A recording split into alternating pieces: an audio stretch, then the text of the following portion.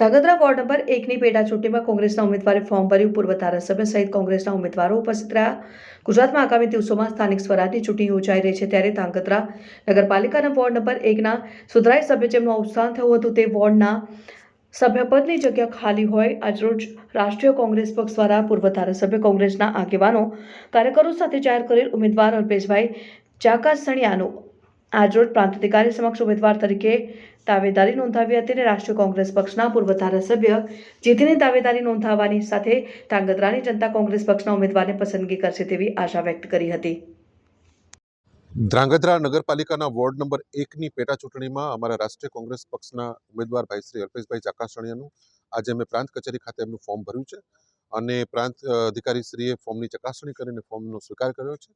અમારા જિલ્લા કોંગ્રેસ સમિતિના પદાધિકારીઓ સાથે સાથે ધ્રાંગધ્રા શહેર કોંગ્રેસ સમિતિના પદાધિકારીઓ અને સાથે અમારા સાથી પક્ષ એવા આમ આદમી પાર્ટીના કાર્યકરો સાથે અમે વિશાળ સંખ્યામાં જે ફોર્મ ભર્યું છે.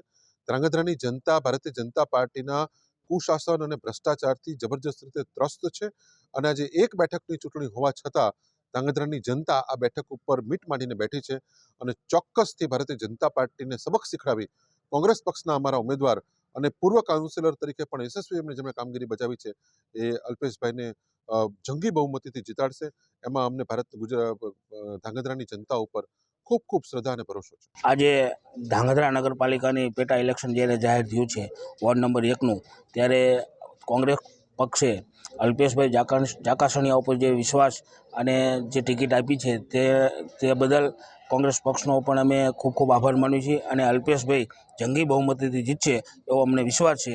એ વિશ્વાસ વ્યક્ત કરવી છે.